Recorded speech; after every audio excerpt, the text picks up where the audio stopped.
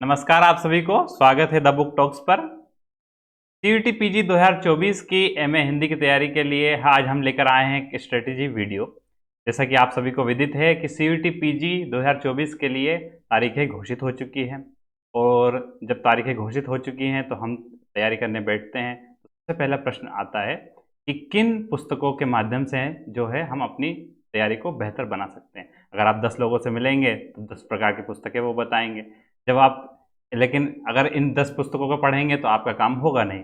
इसलिए एक बेहतरीन बुक लिस्ट आपके पास होना बेहद ही आवश्यक है, क्योंकि हम लोगों ने इस प्रक्रिया से गुजरे हुए हैं। तो आज हमारी बारी है आप लोगों को यह बताने की कि आप जो है अपनी तैयारी को बेहतर बनाने के लिए किस प्रकार से तैयारी कर सकते हैं। जो विद्यार्थी जिनका ग्रेजुएशन में विषय हिंदी नहीं रहा है, उन्हें भी क्योंकि हिंदी की तैयारी करनी है, तो शुरुआत करने के लिए, बैकग्राउंड बनाने के लिए कुछ पुस्तकों की आवश्यकता होती है। इस सब के लिए सबसे पहली जो पुस्तक है वो है हिंदी साहित्य का सरल इतिहास। जैसा कि नाम से ही पता चल रहा है कि यह पुस्तक है सरल इतिहास। बेहद ही आसान भाषा में हिंदी साहित्य का सरल इतिहास जो है आचार्य विश्वनाथ त्रिपाठी ने लिखा था। विश्वनाथ त्रिपाठी जी ने यह पुस्तक एनसीईआरटी के लिए लिखी थी। तो पता ही है कि एनसीईआरटी की जो पुस्तकें हैं वो बेहद ही आसान भाषा में लिखी जाती हैं। यह बहुत ही पतली सी पुस्तक है। आप इसे 1 या 2 रीडिंग में खत्म करके हिंदी साहित्य के बैकग्राउंड को क्लियर कर सकते हैं, जानकारी ले सकते हैं। आपका एक फोरग्राउंडिंग इस पुस्तक से हो जाएगी। इसके बाद जिस पुस्तक पर हम आते हैं वो है हिंदी का सबसे महत्वपूर्ण ग्रंथ हिंदी साहित्य का इतिहास आचार्य रामचंद्र। हिंदी साहित्य का कोई भी विद्यार्थी इस पुस्तक से अछूता रह ही नहीं सकता। इस पुस्तक से आपको एक बार होकर गुजरना ही होगा। लेकिन क्या होता है कि हिंदी साहित्य का इतिहास कभी-कभी इस की जो भाषा है बहुत ही क्लिष्ट लगती है। आप पहला पन्ना उठाएँगे, वहाँ पर अपभ्रंश के शब्द दिख जाएँगे। आप कहेंगे अरे यार, हम तो सोच के आते हैं हिंदी आसान भाषा होती है, लेकिन यह तो बहुत ही कठिन है। लेकिन आपको केवल एक बार जो है इसकी रीडिंग करते जाना है, क्योंकि जब आप एक बार रीडिंग कर जाएँगे तब आपकी दृष्टि विकसित होगी। और जो है आचार्य रामचंद्र शुक्ल ने इस पुस्तक को विधेयवादी दृष्टि से पहली बार हिंदी साहित्य में लिखा था। इसको जो है 1929 में हिंदी शब्द सागर की भूमिका के रूप में लिखा था। इसमें जो है आपको आदिकाल से लेकर के आधुनिक काल में छायावाद तक जो है आचार्य रामचंद्र शुक्ल विभिन्न प्रकार की जानकारी देते हैं।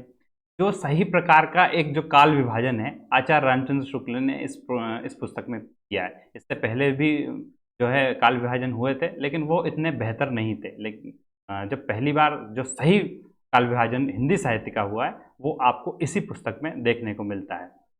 तो और इस पुस्तक को कहा जाता है कि जो हिंदी कविता का इतिहास है, हिंदी पद्य का इतिहास है, वो इस पुस्तक से बेहतर किसी और पुस्तक में नहीं दिया गया है। गद्य के बारे में जो है आपको दूसरी पुस्तक को रेफर करना पड़ेगा, लेकिन हिंदी कविता या पद्य जिसे कहते हैं उसके लिए आपके लिए सबसे बेहतरीन जो पुस्तक है वो है हिंदी साहित्य का इतिहास। इसके अलावा जो है, क्योंकि परीक्षा में विभिन्न प्रकार के एस्पेक्ट्स आने लगे हैं, तो आपको अन्य पुस्तकों को भी रेफर करना चाहिए।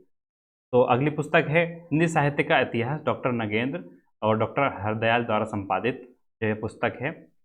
इस पुस्तक में जो है भाषा की शुरुआत कैसे हुई, हिंदी साहित्य की जो भाषा है उसकी शुरुआत कैसे होती है, इसकी जो फोरग्राउंडिंग से जो है इस पुस्तक की शुरुआत होती है। तो आपको हिंदी भाषा की शुरुआत के बारे में जानकारी इस पुस्तक से मिल सकती है। और इसकी जो है प्रक्रिया चलते चलते साठोत्तरी कविता तक आती है। तो और जिसका कि शुक्ल जी के इतिहास में छायावाद तक की कहानी थी, इसमें जो है कहानी आगे बढ़कर साठोत्तरी कविता तक पहुंच जाती है। अगली पुस्तक जो है हिंदी साहित्य और संवेदना का विकास। हिंदी भाषा और साहित्य को समझने के लिए डॉक्टर रामस्वरूप चतुर्वेदी की यह पुस्तक बेहद ही महत्वपूर्ण हो जाती है। यह एक पुस्तक इस प्रकार का इतिहास ग्रंथ है जिससे कि व्यास सम्मान से भी सम्मानित किया जा चुका है। तो यह वैसे भी बेहद महत्वपूर्ण हो जाती है। तो आप ज़रूर इसे पढ़िए और आपकी दृष्टि को बेहतर बनाइए। अगली जो पुस्तक है डॉक्टर बच्चन सिंह की हिंदी साहित्य का दूसरा इतिहास। डॉक्टर बच्चन सिंह ने यह पुस्तक आचार्य रामचंद्र शुक्ल के हिंदी साहित्य का इतिहास के प्रसंस्करण के रूप में ही लिखी है। इसमें जो है उन्होंने एक दूसरी दृष्टि देखने की कोशिश की, क्योंकि आचार्य रामचंद्र शुक्ल की एक दृष्टि है, तो डॉक्टर बच्चन सिंह ने कहा कि क्यों ना एक नई दृष्टि हिंदी साहित्य में दी जाए। इसलिए उन्होंने हिंदी साहित्य का दूसरा इतिहास नामक पुस्तक लिखी। इस पुस्तक की खासियत ये है क्योंकि यह अभी कुछ 25 साल पहले ही लिखी गई है, तो आपको एक 80 से 90 के दशक तक की जो है हिंदी साहित्य के इतिहास की जानकारी मिल जाती है। अब क्योंकि जो है 2000, कम से कम सन 2000 तक के फैक्ट्स तो पूछे ही जाते हैं, तो आपको यह पुस्तक पढ़नी आवश्यक हो जाती है। अगली जो पुस्तक है वो है हिंदी भाषा एवं साहित्य का वस्तुनिष्ठ इतिहास। क्योंकि आजकल का ज़माना एमसीक्यूज के परीक्षाओं का ज़माना है, वस्तुनिष्ठ परीक्षाओं का ज़माना है, तो यह पुस्तक आपके लिए बेहद ही महत्वपूर्ण है। वन लाइनर फैक्ट्स इसमें दिए गए हैं और कई जो है जो कि पुस्तकें हैं उनकी सन कब वो लिखी गई थी, कौन सी कहानी कब लिखी गई थी, उसका लेखक कौन है, इस प्रकार की जानकारी वन लाइनर में आपको मिल जाएंगी इस पुस्तक में।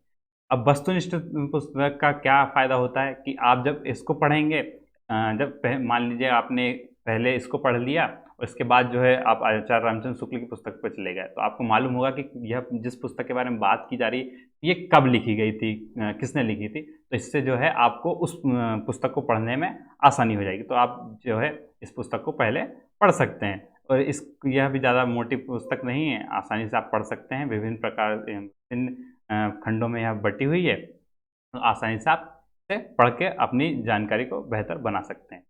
अगली पुस्तक है जो है प्रयोजन मूलक हिंदी सिद्धांत और प्रयोग। सीयूटी पीजी ने क्या किया है कि इस प्रयोजन मूलक हिंदी को भी अपने पाठ्यक्रम में शामिल किया है। तो आपको प्रयोजन मूलक हिंदी की भी तैयारी करनी पड़ेगी। तो सबसे अच्छी जो पुस्तक प्रयोजन मूलक हिंदी की जानकारी के लिए है वो दंगल झाल्टे की यह पुस्तक है। इसमें जो है राजभाषा के रूप में हिंदी का किस प्रकार से विकास होता आया है, आज कैसे हो रहा है, और विभिन्न प्रकार के जो शब्द आते हैं प्रयोजन मूलक हिंदी में, उनकी जानकारी आपको मिल जाती है। क्योंकि आपने प्रीवियस ईयर क्वेश्चन देखे होंगे जिनमें कि इस प्रकार के प्रश्न लगातार आते रहे हैं। अगली जो पुस्तक है वह है हिंदी व्याकरण, जैसे कि कामता प्रसाद गुरु ने लिखा। सीयूटी पीजी की परीक्षा में जो है हिंदी व्याकरण के भी कई प्रश्न आते हैं। तो हर जो भाषा होती है उसका एक व्याकरण होता है।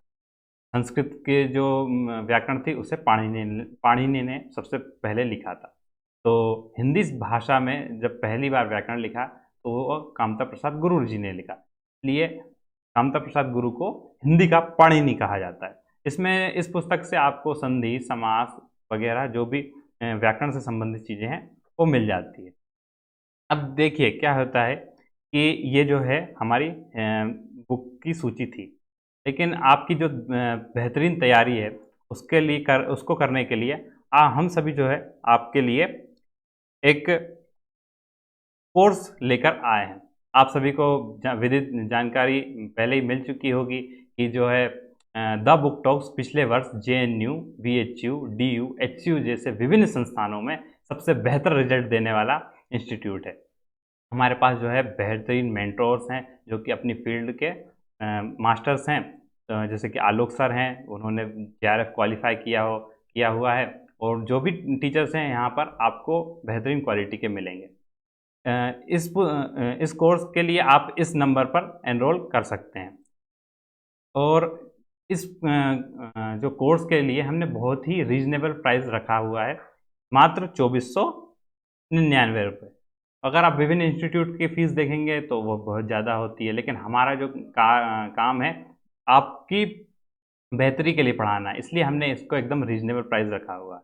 अगर आप देखें तो इसमें आपको क्या-क्या मिलेगा, आपको मिलेंगे live classes, class notes, study material, PDF, doubt sessions, PYQ solution, special mentor talks, और आपको हम तब तक साथ देंगे जब तक कि आपका एडमिशन हो नहीं जाता।